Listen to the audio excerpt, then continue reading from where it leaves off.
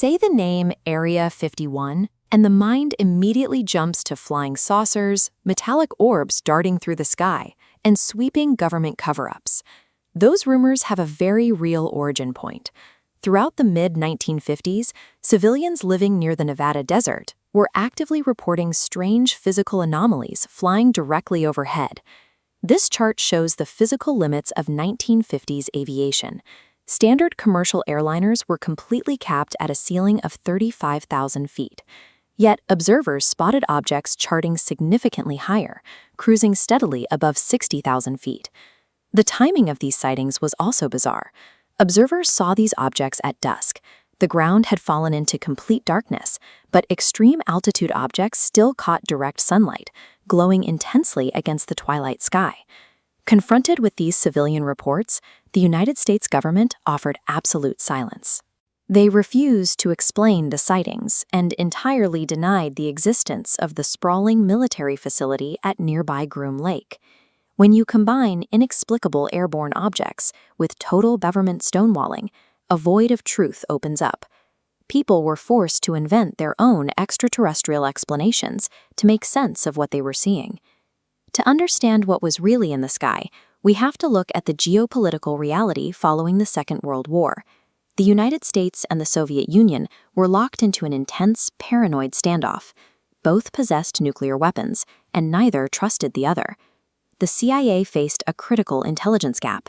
Satellite technology did not exist yet. There was simply no safe, reliable way to verify Soviet military capabilities or track where enemy troops and nuclear missiles were moving. They needed a way to look behind the Iron Curtain. The solution was to develop an entirely new method of aerial reconnaissance, a spy plane capable of photographing Soviet territory from an altitude completely out of range of enemy fire. Developing this aircraft required absolute secrecy. Officials selected Groom Lake, a dry lake bed deep in the Nevada desert. Its flat, hard surface provided a natural runway, and the extreme isolation kept massive aeronautical testing completely hidden from public view. Groom Lake was locked down to protect a classified terrestrial project designed to gather the intelligence necessary to prevent a global nuclear exchange. That top-secret project was the U-2 spy plane, engineered by a specialized team at Lockheed. To reach heights out of Soviet weapon range, engineers gave the U-2 massive, ultra-thin wings and stripped out every ounce of excess weight.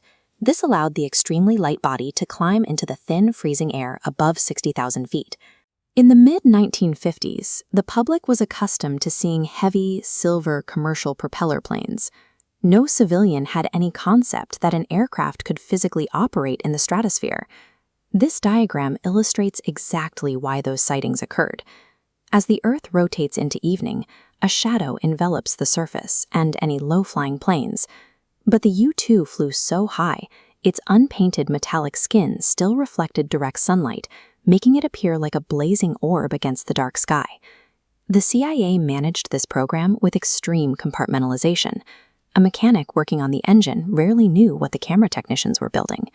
To protect the mission, military officials were forbidden from confirming the plane existed, even to shut down the local UFO rumors. The exact engineering choices that made the U-2 a successful spy plane, its extreme altitude and bare metal exterior, caused it to look completely supernatural to anyone standing on the ground. The U-2 program achieved its objective.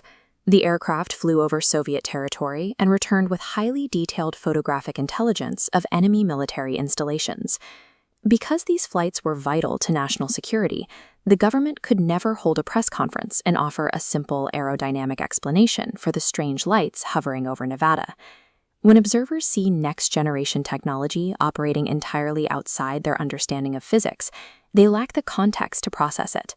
Without the facts, advanced engineering becomes indistinguishable from magic or alien intervention. Today, Area 51 is deeply embedded in pop culture as a sanctuary for extraterrestrials, masking its true history as the epicenter of high-stakes aerospace testing during the Cold War. The legacy of Groom Lake stands as a testament to the mechanics of secrecy. When a powerful institution creates an absolute vacuum of information, human imagination will inevitably rush in to fill the void.